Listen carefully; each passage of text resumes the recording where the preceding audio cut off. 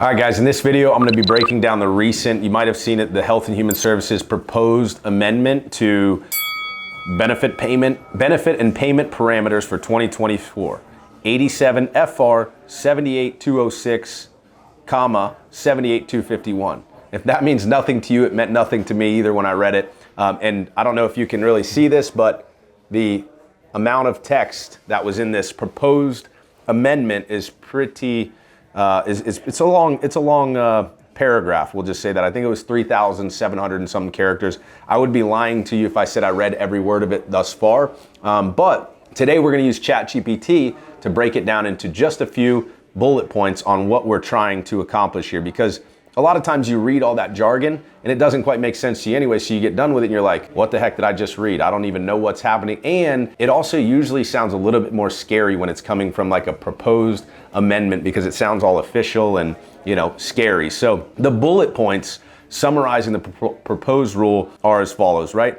The rule proposes amendments to existing regulations regarding the role of agents, brokers, web brokers in facilitating enrollment through health coverage, federally facilitated marketplace. So what that's basically saying is that it's amending the existing regulations to how an agent enrolls a consumer, okay? The rule proposes that agents, brokers, and web brokers must document that the eligibility application information has been reviewed and confirmed to be accurate by the consumer or an authorized rep. What does this sound like, right? It sounds like a Medicare scope of appointment, and it probably is going to be some variation of the sort, right? The proposed documentation must be created by the assisting agent. This is the good news, right? This is the good news. This isn't the government saying, here's the form you must use. All 27,000 lines of it, you've got to get completed by your customer. This is saying that the proposed documentation must be created by the assisting agent and include the date the information was reviewed,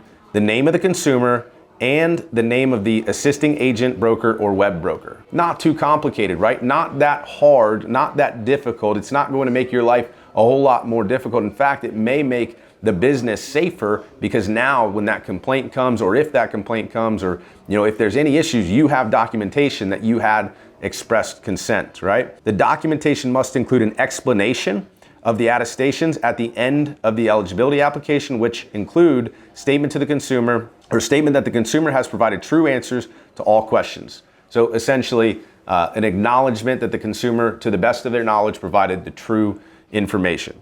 It also must be maintained. This is again going to sound like a Medicare scope of appointment. It must be maintained by the agent, broker, or web broker for a minimum of 10 years, right? We all know that we have to store call recordings for 10 years. We've got to store scopes. You have to store the documentation for a minimum of 10 years, okay? So you may want to go electronic with this. You may want to do a digital signature so that you're not, you don't have a big giant file cabinet. I don't know who uses paper anymore. Anyways, the proposed rule aims to ensure that consumers and their authorized representatives and/or understand the importance of confirming accuracy of information. So again, talking about the accuracy of the information, it aims to provide a clear and uniform standard for maintaining records and documentations of the eligibility application process. Again, kind of reiterating some of the same things.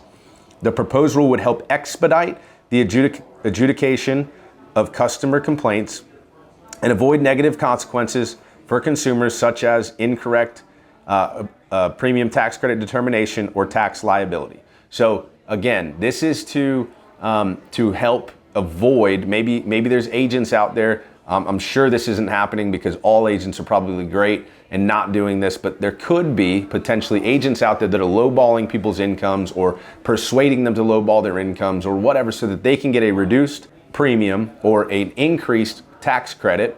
And then there's tax implications at the end of the year. And then what happens is it's a verbal, fight. Essentially, it's the consumer saying, well, the agent told me that I should state that my income was 40, even though I said it may be 60.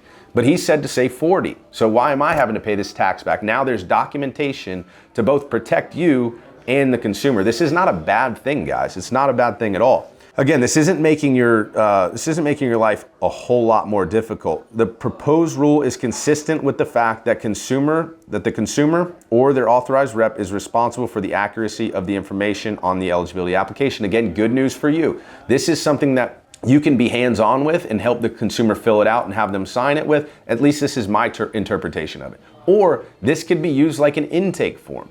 Okay, I don't know if you use this, but I've always used an intake form. It definitely helps with the efficiency. Hey, we've got a meeting at 2 o'clock tomorrow. It would help me greatly if you could fill this out, this intake form. It's all the necessary information that I can go ahead and get started. That way we're efficient on the appointment, right? I don't want to waste your time or mine fumbling around searching for plans. This will help me get prepared for our appointment. So you could essentially provide this as an intake form and say, hey, I need all of your information. And hey, by the way, at the bottom there's a little acknowledgement. It's just saying that all of the information that you provided is true to your knowledge. And if you could sign and date that for me, we'll be able to get this taken care of, right? Again, I would recommend going digital with this. Just makes sense. Form fill, client can fill out. We're gonna get more clarification. Notice in the beginning, I said this is the proposed for 2024. We're not yet halfway through 2023, so don't get your feathers all in a bunch. It's not gonna change anything for today or tomorrow or even next week or next month. This is a whole year down the road, and knowing about it and just kind of having it on the horizon is great, right? So we did a recent video. Okay, I'll have Eric link the video. It's gonna either be up here or up here or down here or over here, maybe this way, maybe this way, maybe it's gonna be on an angle, but we use Chat GPT to dissect this or to break this down into some simple, palatable bullet points. But in a recent video I just did on 5 reasons or 5 ways that Chat GPT will help you be more efficient in your insurance agency, efficient and effective. So go check that out right here. I'm a health insurance hustler. Bradley Hannon's the name. I'm here to teach these agents how to play the game. I'm a health insurance hustler. One thing you should know about me. I'm a health insurance hustler. BradHannon.com.